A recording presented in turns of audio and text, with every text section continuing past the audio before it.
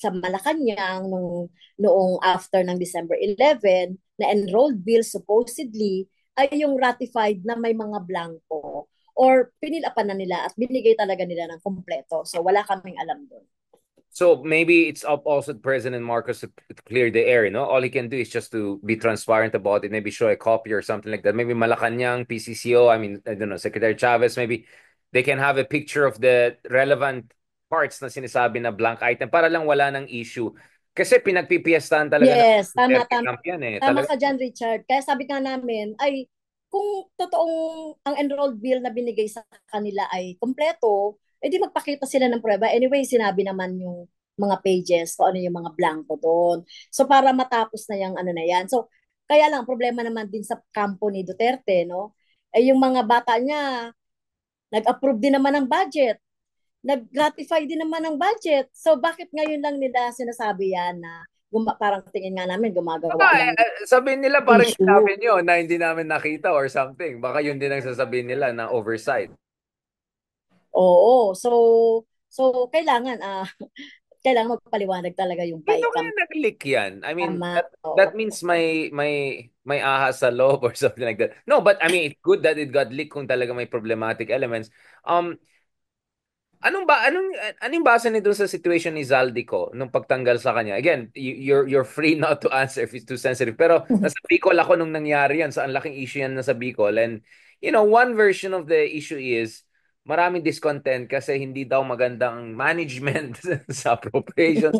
The other one is mukhang nag-step in daw ang Malacanang. It was a way of Malacanang saying na hindi kami natutuwa masyado sa curb your enthusiasm situation. I'm just trying to be nice and polite about na anong basa niyo po dito, Congressman?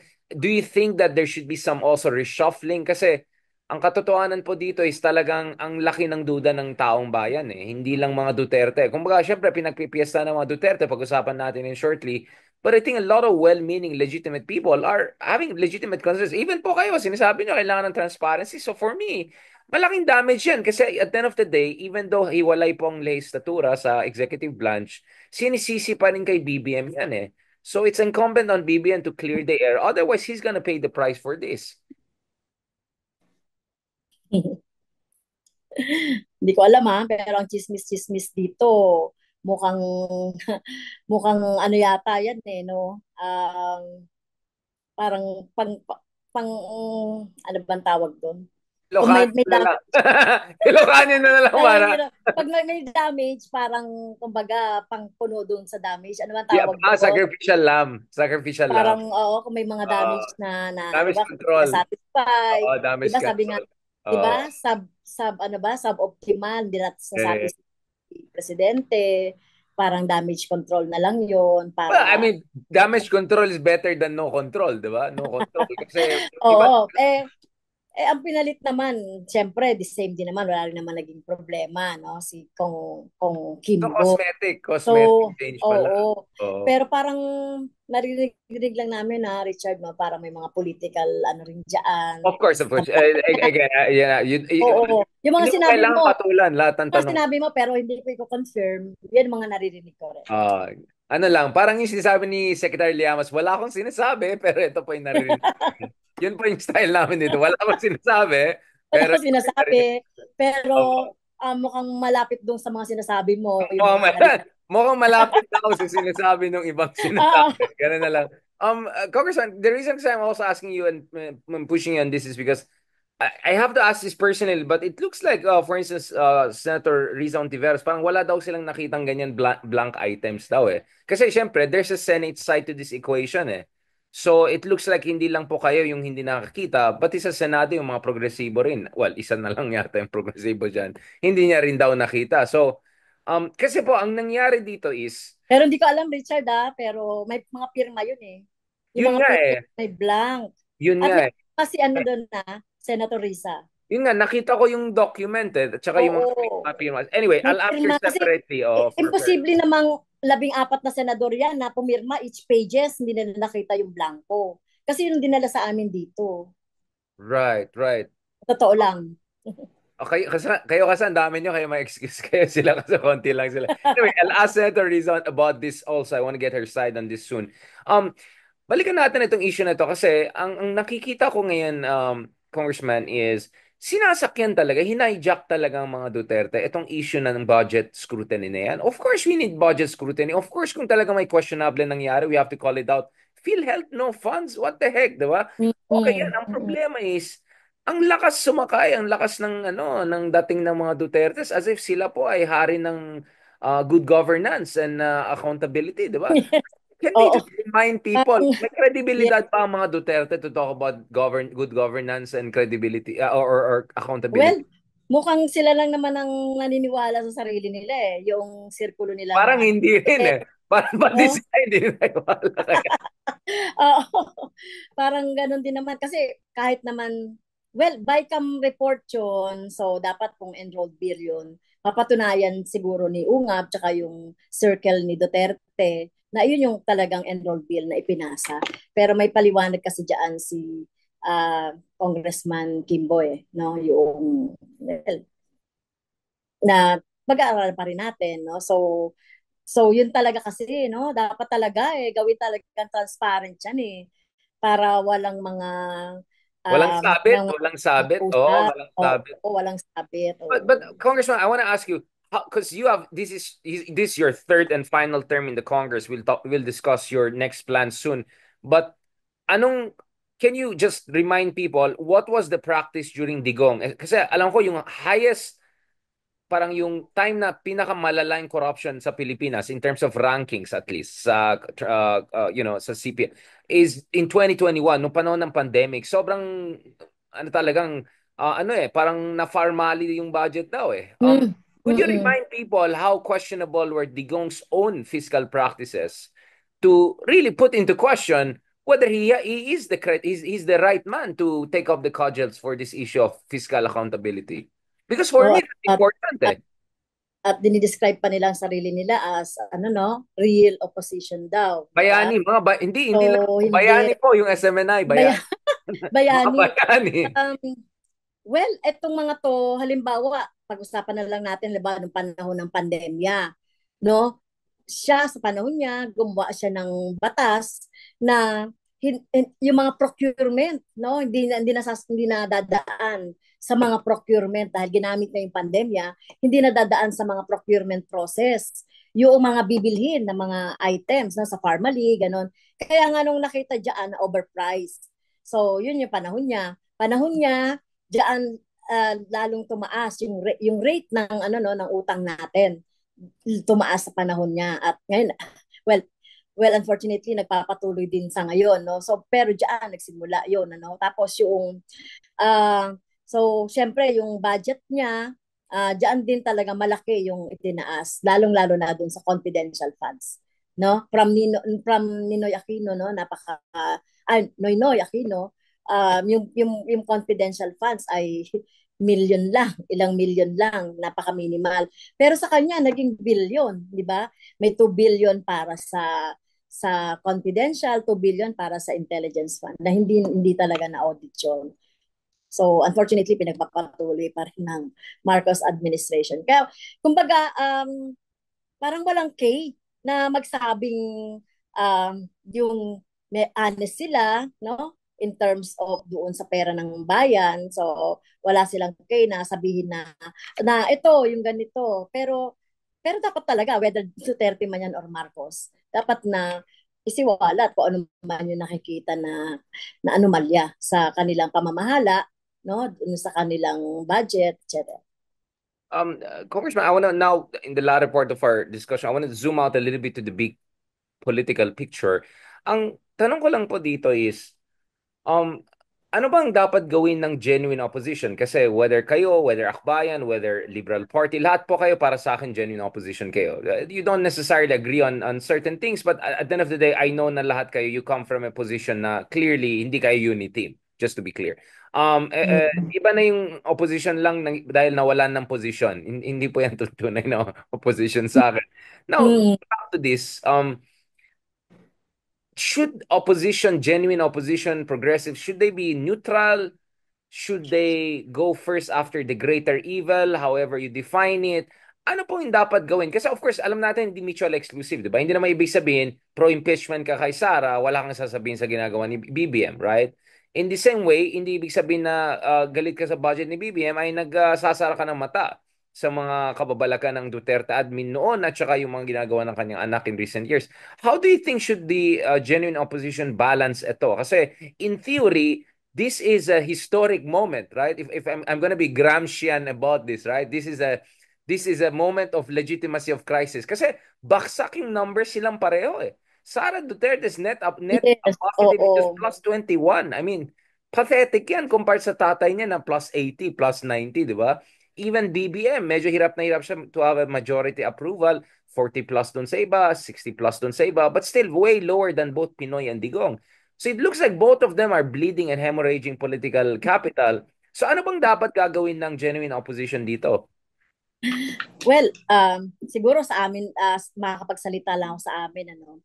So, we've been consistent doon sa pagpuna ng graft and corruption, sa mga maling policy ng government. Consistent naman kami doon sa pagsasabi ng ganyan. Kasi kung ano yung tama, tama. Di ba? Kung ano yung mali, mali. At yun dapat in-expose mo. So, hindi pwedeng dahil wala ka lang sa posisyon, consider mo na yung sarili mo as opposition dahil galit ka lang doon sa nakaupo. So kami talaga talagang policy based kami, issue based kami at hindi talaga ano no kumbaga ang bias namin ay yung bias para sa taong bayan, yung kapakanan ng taong bayan. Be it yung mga pondo na yan, mga services na yan. So, dapat ibigay sa taong bayan yung what they deserve no ng government na sino man dyan yung mga nakaupo. At kami sa opposition, kami sa makabayan, yung mga policy na tingin natin ay anti-mamayan, kailangan punahin at kailangan mag-present ka ng alternative. So, yun ang mahalaga, no? Hindi ka lang pwedeng banat ka lang ng banat, tapos wala ka namang alternative. Dapat meron kang alternative doon Unless sa, vlogger ka. Unless vlogger ka, banat ng banat. unless Pwede vlogger. gumana yan. Magbanat-banat ka lang ng banat. So, yun Pwede. ang dapat na gawin ng mga genuine opposition. Okay. The reason I have to also ask you this, Congressman Castro, is because obviously, there's still this debate about the experience of progressives working with certain sections of the elite throughout the years. Of course, ang criticism against Makabayan is at some point you work with the Duterte administration early on, at some point you work with Villarroyo, Arroyo, whatever.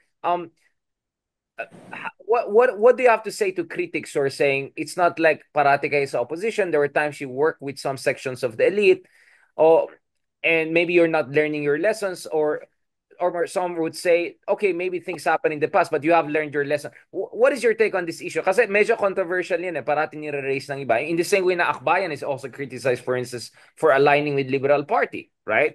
During Pinoy's time, di ba? So I just want to ask about that question. I mean, what is the lessons Makabayan has learned from its past experiences of dealing with different administrations and sometimes even forming tactical coalitions temporarily for that matter? And how do you make sure this time hindi mangyari ulit yan?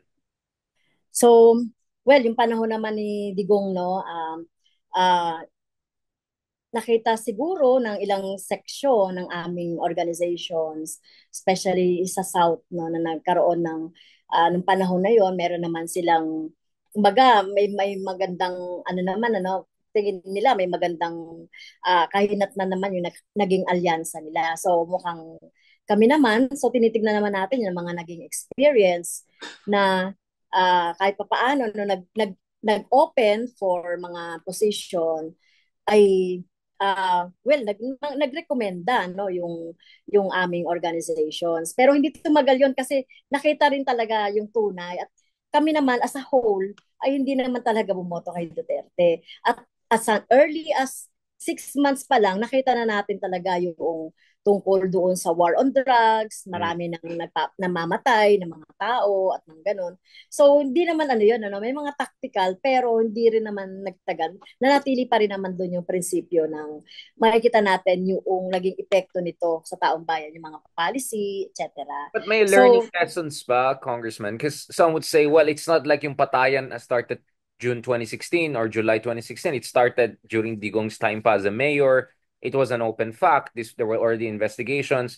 I understand that you have to have realpolitik, coalition building. That's how politics works. Kaya ako medyo, I'm trying to be objective about this. My learning experiences pa from past tactical engagement, if I can put it, with some of these sections of the Philippine elite. So, ano ba yung learning experience? So, tingin natin talaga, no? Um, well, ako lang, point of view ko lang. Yeah, Dapat yun nga eh.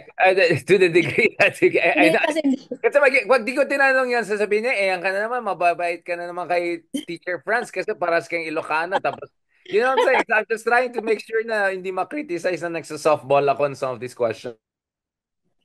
well, tinitignan ko lang din naman ano ba yung mga learnings natin. So, para sa amin, so tignan talinta talaga no, yung sa pangkalahatan, yung naging track record nung kung kanino ka man a-align, tactically man yan or pangmatagalan, pero titignan mo pa rin talaga yung holistic na track record nung tao. And dapat may red line.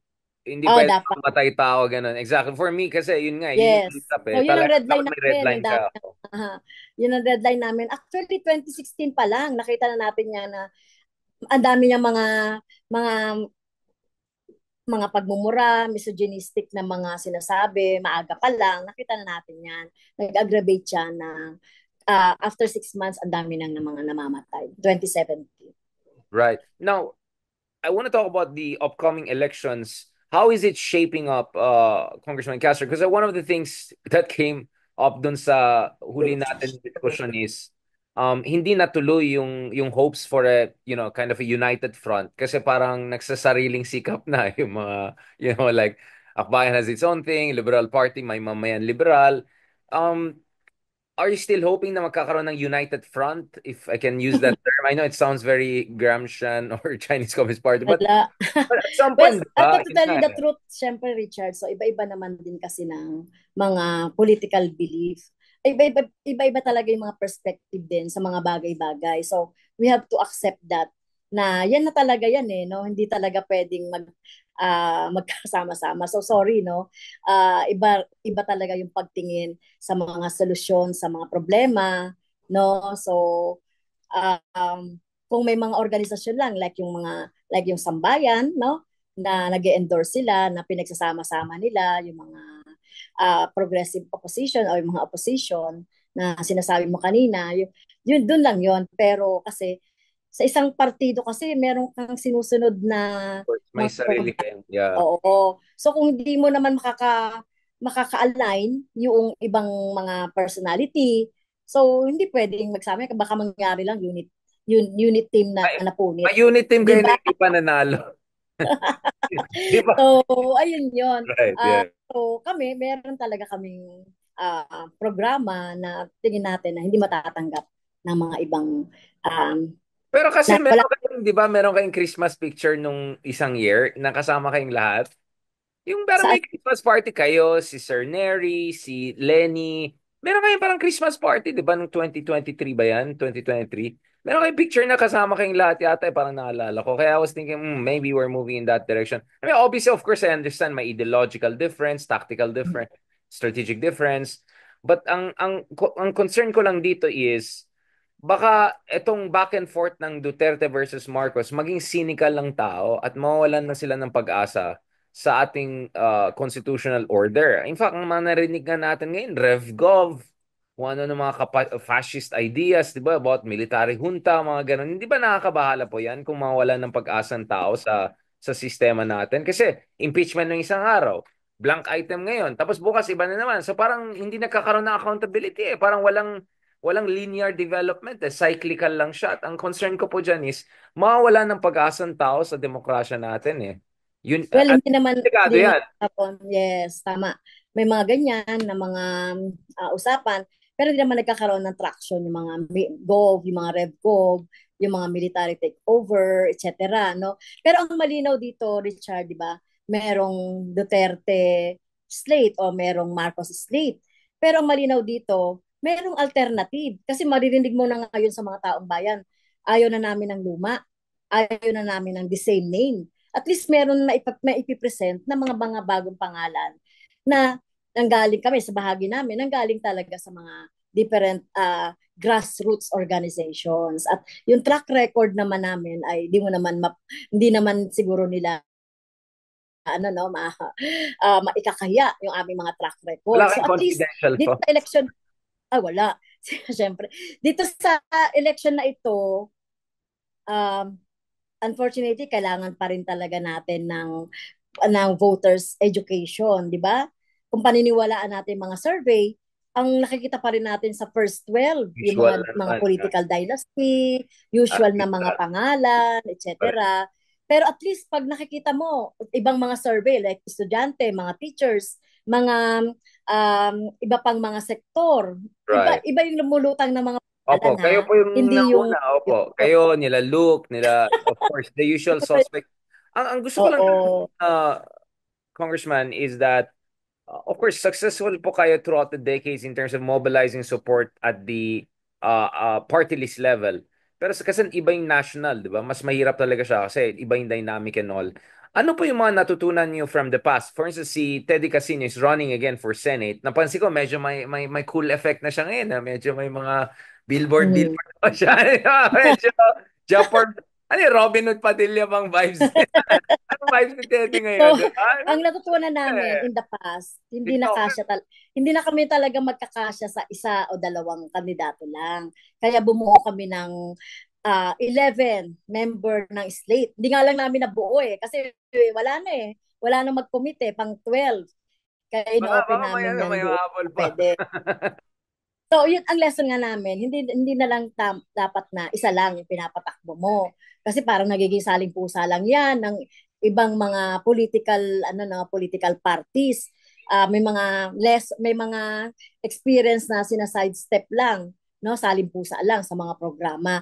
Kaya kung meron kaming buong slate, ito kami, meron kaming sariling programa at ito maipipresent namin ang sarili namin sa inyo as an alternative dito sa ah, dalawang malalaking political parties, no. So yun ang lesson namin, hindi lang talaga isa o dalawa, dapat isang buong slate para makita natin na ang makabayan naman yan, ilang taon na rin naman yan, dekada na rin na nandiyan at hindi yan na except for mga red tagging, mga kung ano-ano lang mga controversy na minabato sa makabayan, pero tumatayo pa rin yan as a political party at na may sariling programa. Right. I want to end on a more optimistic note perhaps. Well, actually hindi kasi kung tatanungin ko yung impeachment, may pag-asa pa ba yung impeachment na yan? Sige, Well, yun tapos yeah. ako naman, Richard, hindi ako nawawalan ng pag-asa. Kasi ang 19th Congress hanggang June 30 pa yan. No? Kung halimbawa, June 29, 28, o yung last day namin, biglang may milagro, biglang may dumating na fourth impeachment, 104, at matatransmit agad dyan. Sa Senate, haharapin na yan ng 20th Congress. No? Kasi ang impeachment naman, not unless nasimulan mo na yan at bumilang na siya ng certain period of time, ay ano na yon at makikita natin na yon. Kasi hindi pwedeng na-turn down yan, hindi ka na pwedeng mag-file after 1 year, di ba? So ang You pag-asa feel na lang exactly namin, pag nag-file ka na tapos hindi lumusot yan, meron ka ng ano, oh. meron kang 1 year na Yeah, aantayin, di may ba? gap na wala Pero na iba na yung ito, dynamics next year, oh. may umaasa pa ako na after ng election, 20th Congress, kasi ang Senate naman, impeachment trial yan, continuing body yan. Hindi yan katulad ng House of Representatives, no? At hindi, ang impeachment, hindi katulad yan ng bill na kapag hindi na-approve yan during the current Congress, ulit ka na naman sa zero. Hindi yan. So, So maasa pa what rin you're saying, Congressman, is as long as i-forward na ito ng Kongreso, you get the one-third you need, and then iwanan mo lang sa Senado to essentially slice it. So siguro yung trial sa kasalukuyan na Kongreso, and then siguro sa susunod na Kongreso, when medyo mas humina ang mga DDS camp, you may have the enough votes. Kasi right now, yes, meron akong openly sila Robin Hood, Bato, Bongo, I mean the whole gang, right? It may make it hard to get the 16 votes, right? So Mm, realistically, you're saying baka pwedeng gawin na lang. At least simulan mo na yung trials. Check mo yung ebidensya kung talagang may kababalagan na nangyari. Unfortunately, you'll have to wait also for the politics, no? And then siguro sa next Senate na lang. So, what you're saying is that it's still possible that in the next 48, 72 hours na the ball might finally move, di ba? The ball Yes, finally move. oo. Kasi yun ang importante. Yes, oo. Yun. Siguro a little bit more optimistic than that. Kasi medyo kami ni Sir Ronald, si Ronald, papamura na. Yan na naman to mga tagal-tagal na. Di ba? Last year pa yan. Um, Are there things na nanonotice din nyo po? Of course, official campaigning has not started yet, but nevertheless, of course, alam ko, gumagalaw ng mga tao, di ba? Nakipaghalubilo na sa mga tao. May mga napapansin kayo in terms of openness of people to more progressive ideas sa Pilipinas? Kasi ang dami na natin, na-try na natin Duterte, na-try na natin ng Marcos. Obvious naman na budol talaga, di ba? Budol yung mga sinasabi ni Digong na 6 months, this and that. Yung sinabi naman nung isa, 20 pesos kada budol din, 'di ba? I mean, so, hopefully by now medyo obvious na budol talaga lahat ng mga itong mga tao na akala nila pag binoto natin mga to golden age na tayo, which is obviously not the case, no? Sa tingin niyo ba may openness, may more openness ang ating mga kabataan, especially Gen Z, marami sa mga Gen Z at yung ating mga voters dito sa more progressive alternative ideals? Well, tingin ko naman, Richard, no, unti-unti, no, dahil ito na lang, yung halimbawa, yung mga Quadcom meeting na yan, yung good government, sinubaybayan yun ng tao eh, at nakita talaga nila, no, yung mga ebidensya. Tapos kami, pag umiikot kami, ayun nga, sinabi ko kanina sa'yo na sinasabi nila sa amin na, ay talaga, pag nagpaliwanag ka lang, no, ayaw na namin ng luma, ayaw na namin ng the same name. Sana mag-reflect yon pagdating ng election. No, kaya kailangan talaga no double time din kami sa mga pag-educate sa mga kababayan natin lalo na yung mga voters at yan nga tama mahalaga talaga yung boto ng mga kabataan at doon naman kami humuhugot ng inspirasyon no kasi sa mga survey sa mga kabataan no matataas ang survey nung matataas ang score namin ng mga opposition o yung mga wala sa Duterte Ano or po yung number nyo, Ma'am Castro, dun sa balota? For people number 17. 17. Okay. So not medyo okay yung 17. So, nga letter C kasi no, Castro. Okay. Oo nga At pala, maganda pa yung pwesto ko dun sa balota na Sino nakita mga ko. katabi nyo? Sino mga Kitang-kita. seatmates nyo? Si Teddy, Sinyo. Kasi, Oo nga pala, na seatmates na lang. Okay, oh, good, good, good. oh, Maganda yun. yan. Just in case lang, pag na-skip yung isa, at least yung isa. Oh, Pero madali lang yan, i-back to back na lang. Yan, of course, hindi kasama dun sa mga bagong candidates ay yung anak ng dating senador at gano'n. Kasi meron isang millennial daw na tumatakbo. Kasi ituloy daw niya yung mga natutunan niya sa mommy, daddy, kuya, lahat. Grabe yung ginagawa sa Senado. Ay, nako. Salamat, salamat. Maraming salamat, Congressman Franz Castro. I know these are tough days. We're hoping for some updates. But just in case, kung may update tayo in the next 48 hours, baka kulitin na naman kita to discuss, obviously, impeachment among other things. yes. Very much. Bulungan kita kung may bago. Oo, bulong, ayun na lang. Sabihin ko, wala akong Pero, sinasabi. Wala akong sinasabi. Si Sir Ronald na lang ang pabulungin meron natin. na nangyayari pero hindi ko Oo. confirm pa Oh, naman. iyan naman na, message man lang sa akin, Madam. Oo. Madam Damalain. Okay. Salamat, salamat, Congressman. And don't forget, number 17. At magkatabi sila ni Teddy. Hopefully, we'll also have Teddy kasi on this show. Kasi nagpaparinig si Teddy, bakit purong sila Alden at saka Hindi Ronald? mo raw ini-invite. Bakit si Franz naman? Favorite ko rin si Ma'am Franz Castro. Sorry. And then next time na ulit. Ilocano. Oo, may isa pa yung Pareho din tayong teacher. oh, exactly, exactly. Sorry talaga, may favoritism kami pag teacher pa tsaka Ilocano. Sorry, Okay. Teddy. Sorry, Teddy. Maybe next time. Maybe next time. God bless po and talk to you soon po. Tsaka yung chismis pa Salamat. sa akin mamaya. Oo, Oo. bulungan kita. Oo, Salamat, masama. teacher. Sige. God bless.